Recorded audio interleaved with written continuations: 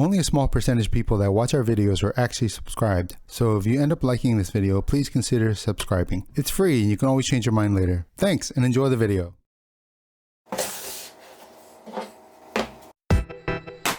Just from numbers alone, it's a world of plastics out there. I pledge allegiance to the flag From Austria. Yeah, those guys really did do this. A polymer full-size striker-fired pistol from the same guys who brought you those funky grips. So given what's already out there, how does this stack up feature-wise? And more importantly, because we like to shoot fast and accurate here, how does this pistol really perform? Well, after spending some time with it, we can definitely say, Very nice. Let's take a closer look why.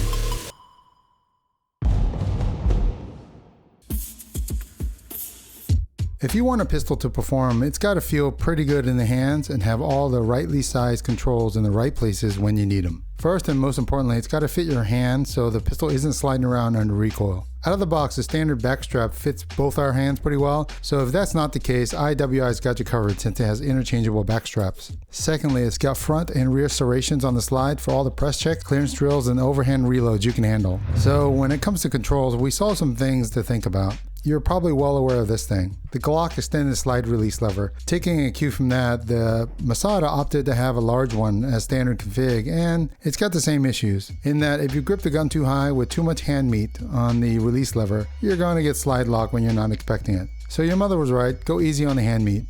Second, the mag release button does take some pressure to release the magazine if you don't hit it at the right angle. That angle being pressure placed a little closer to the trigger guard instead of closer to the grip. Otherwise, you're going to be pressing on it wondering why it didn't drop. And while we're talking reloads,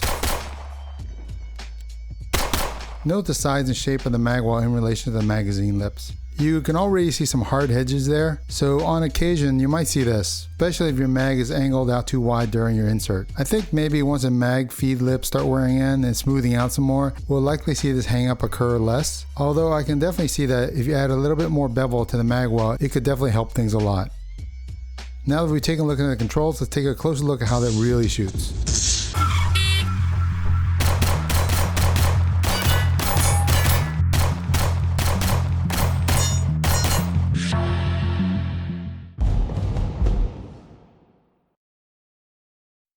So anytime you're shooting a gun, you're looking down the sights. And how are the factory out-of-the-box sights? Well, they're functional. Like your last annual review, they do the job, but there's always room for improvement. First, there's no checkering on the rear sights, so glare might become an issue if the sun is directly behind you. Secondly, when it comes to the front sight, it's not quite thin enough to allow precise aiming, so if you got a IPSC at 25 yards, the front sight will cover it. Ideally, the Masada would greatly benefit from a sight upgrade, like with fiber optic fronts and a U-notch rear to take it to the next level. Speaking of sighting systems, I do want to make mention of the optic plates. So I think it's great that IWI gave us a pre-cut slide with the plates for the most common optics out of the box. However, they are plastic, and if you ever look closely at the slide and recoil, you notice there's a whole lot of shaking going on back there, so you'll need a lot of support. The plastic plates may work fine, but we'll have to take a look at them in a later video. So let's talk about the trigger. For groups and slow fire shooting, you'll need a trigger that allow you to pre-stage it during the take-up and then have a good break without too heavy of a wall to come through. Well, the good news is that this describes the Masada trigger pretty well, and it feels great to shoot single fire since it has a longer take-up and a rolling break. However, if you want to shoot it fast, it's going to be a little bit of an issue because of the aforementioned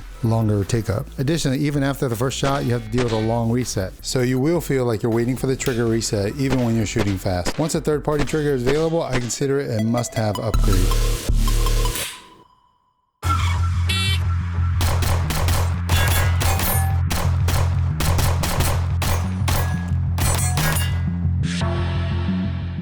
If you're interested in any of the gear featured in this video, the links can be found below in the description. These links help support the channel as well. Thanks, and here are the final thoughts on our featured product. I'm going to make a prediction here that you're going to start seeing this pistol in a lot of shooters' hands real soon. Even though it doesn't have the same brand name awareness as Glock or Smith & Wesson, I can see it converting new users once they start handling it and putting rounds downrange. Even though the factory sights are nothing special and the trigger needs some work to shoot fast, they're more than adequate considering its low $400 price point. Couple that price with the option to easily mount red dot optics and to further customize grip size for each shooter's hands, you're now looking at a serious contender for one of the best full-size polymers out today.